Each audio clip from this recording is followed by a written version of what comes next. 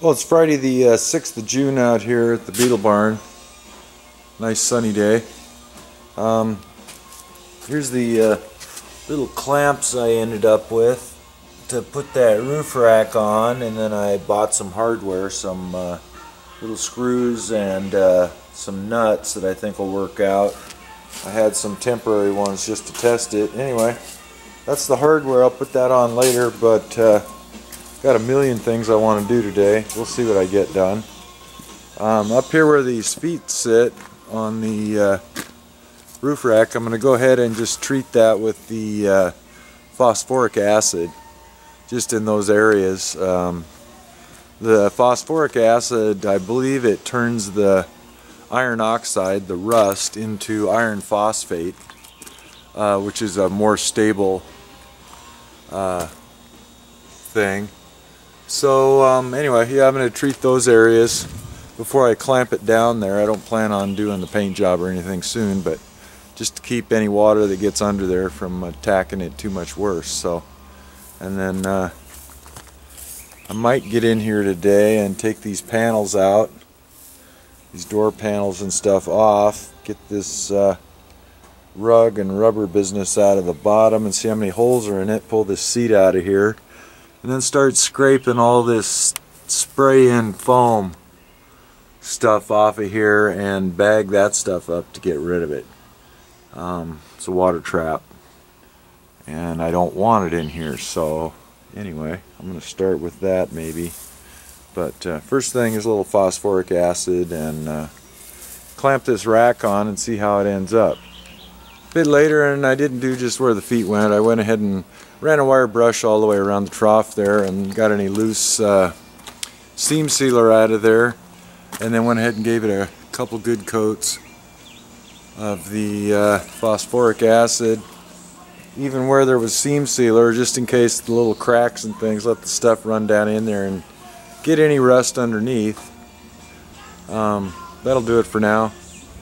Went around the bottom of the window channels as well while I had the stuff out, and anyway, so yeah, I'm gonna let it dry up a little bit and then bolt that rack down. Well, I guess I'll show these little clips that I built, these little clamps. Anyway, these two are the passenger driver's side. They're all specific to where they go. Front one here, but anyway, I'm on the passenger. This is the passenger front. So basically, what I did on my leg here is I drilled and tapped a little hole. It's 6 by 1, and then made the clamp here to fit. You can see, maybe. I don't know if we can see the hole there, but anyway. So then I went and bought some little 6 by 1 Allen guys and a little locker on the back. So anyway, screw it in, tapped into the leg, and then I can put the little nut on the back for security. I'll probably get a little flat washer to use around the nut on the back side.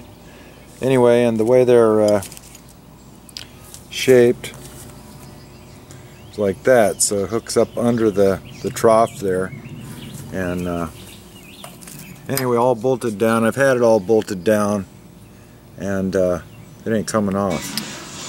So when I built these clamps, the hole in the bracket is slightly lower than the one in the leg of the thing, so you can kind of see what I got to do to get the little bolt to start. So yeah, they're good and tight when it's all said and done. So I'm going to get this first one on. It's pretty close back here. I don't know if we can see. There we go. So I had to shorten my little screw, but anyway, and I'll be able to fit one nut back there. What I did was I ran this little nut down on there when I ground the end of that screw off, so it's kind of shiny now. The end of that screw is kind of shiny. I'll throw a little drop of Loctite on this guy and let the shiny side out so it'll rust in place, so it'll kind of lock it. But the legs are actually threaded as well. So, well, it's afternoon now, and got my clampies in place. And anyway, yeah, threaded through the post, and then got a little cap nut on there, lock nut on the back, nylock style, sorta. Anyway, lock nut, and a washer in behind, and yeah, this ain't coming off. So anyway, very cool. I'm a happy dude with that. So on to the next. Well, later on, still Friday, I decided I'm not going to tear into the interior of this right now. I got to replace this door. As you can see, it's completely gone on the bottom, inside as well, and it doesn't fit right. The hinges or something are bent. It's very tight up here in the front, all the way down, and it's got a heck of a gap here at the back, and doesn't even close all the way. Part of that problem, however, is the striker here is worn out. I've got a couple that are in better shape than this stashed away somewhere. I'll hunt them down, but this foam in here trapped water and completely just wasted the bottom of this door. So anyway, so it's not happening. The top part here, the window section, I'll reuse. Came up with this door, which is a very, very nice door as far as it's got a few little grind places. I don't know who did that. It's got one little pecker dent right here. Other than that, it's perfectly straight.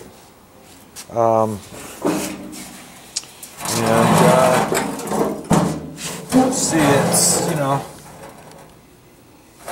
relatively, as they say, pretty much rust free. A little surface rust here, no holes, but the entire bottom of it is pretty nice. So anyway, I think this is the door I'm going to use. Problem is that it's a later model, and the handle here is inset here, and then this cutout part, you know, it's a nice pick handle, but this part here, this cutout, is deeper than on the door I'm working on. But lo and behold, digging through the hoard, I have a piece of a door that just happens to have what I need right there. This is off the driver's side of a single cab that came from Alaska that was just smashed. Anyway, this is what this, and then the top part, the window frame, and probably the door latch mechanism and all that is what I kept off of this door. The rest of it was beyond repair, but I kept this section pretty much just for this purpose. So basically, I'm going to cut this out and cut that one out and flip this one upside down and weld it in the other door, I think. I'm going to give it a try anyway. So that's going to be my next little project on this double cab. I guess the first thing I got to do then is go ahead and cut this skin off there, and then go about fitting my patch out of that. So I'm going to try that. I'll take the door handle and latch mechanism and all that out of there, and then cut that skin, and then come up with a patch. I've been comparing the two doors, and the screw holes here on this door that's flat are closer to the edge than on this other one. They're further from the edge. I have an idea that's because this is inset and they use the same handle. The latch mechanism from the striker and all that stuff is the same distance here, and the total distance is the same. So I'm trying to figure out what I'm going to do here, and digging through the hoard, of course. You know, I got a bunch of these ice pick handles. Some are off of old Beetles, some are off of old buses. But I've found a couple varieties that have different distances between the flat surface and the screw holes. And I think, you know, if nothing else, I can take, you know, this housing apart and remount some, you know, rebuild one. And I think I'll have a housing that will actually fit this application with the flat surface here and the deeper inset holes. At any rate, I'm going to bank on it, and if not, then I can always flat all these holes, weld them up, and drill new in the proper location if I have to. You know, I can go ahead and lay a patch on the inside. It's got to be pretty tight because there is a piece that bolts to it. You know, and then go ahead and fill them up, and drill, and you know, make a new place. But I don't think I'm going to need to. Anyway, that being said, what I can do here, what I decided I'm going to do is go ahead and cut my piece out here first, just the skin, and then I'm going to leave this door intact with the inset and all that stuff, because the way these handles are shaped, the base part, the way they're tapered, I'll be able to tuck it in the front, this notch, in the flat, and it's tapered enough that it'll go right by this inner part. If not, I can always, you know, shave a little bit of that out. Anyway, it should fit right in there pretty tight, and that way I don't wreck the integrity of this door. I'll just cut my patch to fit basically this shape, and then butt weld all the way around, so my new cup will be inside the old cup, and my flat will just be over the top of this old inset, which will make this, you know, strong. It won't wreck the integrity of this door, being as it's so nice and straight. I won't have to worry about warpage or anything. Just butt weld here and flat it off, and you ought to be good to go. And it should be a lot stronger for the door application. We'll have to wait and see. So that's the plan. I just have to cut enough of this skin to be able to fill up this hole here. And that's what I'm planning on trying to do. Then I'll worry about the handle assembly later. I'm sure I can come up with something. Well, based on the trusty tape measure and pencil here, this is pretty much the shape I need. Probably a little more shaven here, but this is a double thickness about to that edge, so I'm going to try to save all that and worry about it as I go, and then I'll take it off at the end here. But this is looking about what I need to patch that. So I'm going to go ahead and cut it out and see how I did. Well, I'm fixing to call it for tonight. I'm hungry. But I got it down there. It's nearly fitting in here.